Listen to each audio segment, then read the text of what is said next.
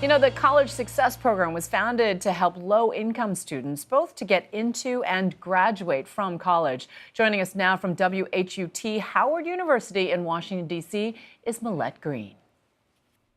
Hi, I'm Millette Green, coming to you live from the WHUT TV studios in Washington, D.C. With me today are two success stories from CSF, the College Success Foundation. CSF works to improve low college rates amongst public and public charter school students in the District of Columbia, with a focus on wards 7 and 8. First up, to Leah Dixon. In high school, she struggled with discipline and focus. Now she is a criminal justice major at Trinity University. As a youngster, Zoe Reeves sometimes didn't have enough food or heat in the winter. His parents were unemployed for several years, and it was hard on the entire family. Still, he had this interest in furthering his education. Today, he is a CSF success story, having graduated from college and looking to the future. Thank you both for joining us today. And here's a question for both of you. I want to know some of the biggest challenges that you faced as you tried to work your way through school. Talia, you first. The biggest challenges I faced growing up from elementary all the way up to high school was like I wasn't one of the performing students. I didn't stand out. I wasn't one of those students that they was just like, oh, here, hi. No, I wasn't one of those. I was always placed in the lowest performing groups and always pretty much told, like, you don't have it, you don't have that, you don't have what it is to do it. And it's just, like, it always hurt so bad, like being told I can't do something or I'm not there or I'm not as good as everybody else, and nobody ever wants to hear that. Yeah. So, and how early on did you experience that? Elementary. Being put in the lowest performing group. I'm not with the other students, so I can't like go out and play like everyone else. I have to stay in and we have to teach you more. We have to get you up to speed. I was one of those students that didn't learn as quickly as everyone else. Zoe, what about you? I'll have to say that it was pretty much a culture shock going off to school. Not used to being in the city. Dealing with students who grew up with a total different background. Now you're talking about college. Yes. When you went off to college. Yes, yes. It was pretty much a change of speed for me. I wasn't used to the differences that other students had when I was there. While I was there. Yes. So let's talk about how CSF really helped change your perspective on things, how it turned things around for you. Talia, what did it do? It helped so much because you have an organization that wants to help you, build you, and they tell you to go to college, get more education. Education is important.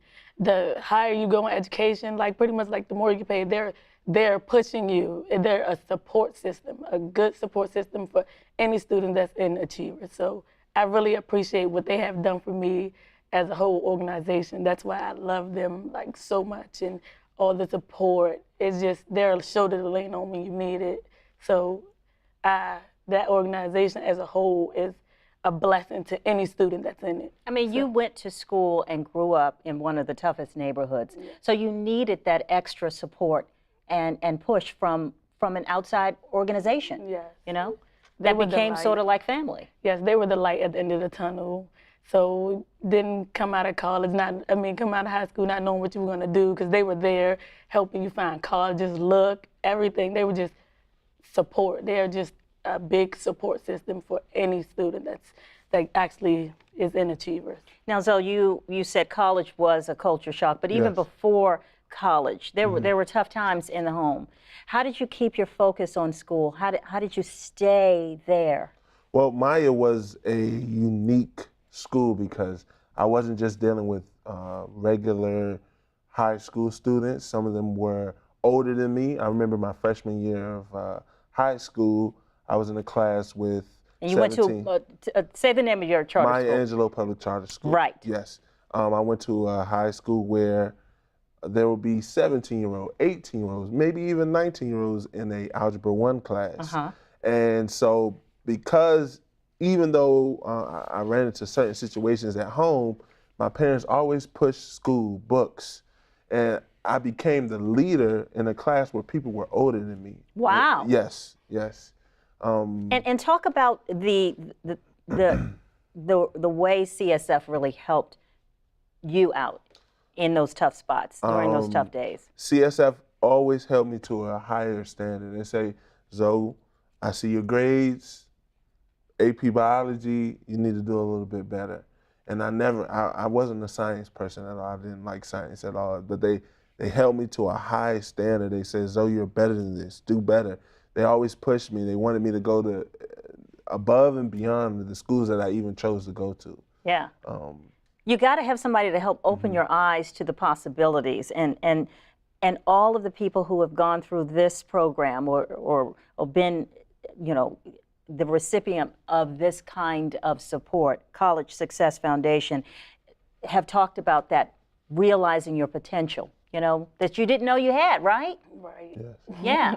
How did that come about for you? Was there something that really triggered a change with CSF? Yeah. What was the turning point?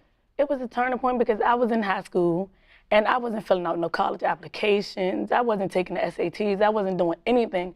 But College Success Foundation was like, we're not going to do it that way. You're going to fill out these applications. You're going to take these classes so you can score higher in your SATs. We're going to push you because that's what we want you to do. We want you in college. We want you out here just exploring the world. That's what we want for you. So not going to college was not an option for them. Not an option. Not an option for them. Wow, that's fantastic. I want you to talk about what you do now, because you're in the position now to mentor young people and to help them realize that they can dream bigger. Yes. Well, I started off working for the program 4 years in advance before I graduated from college.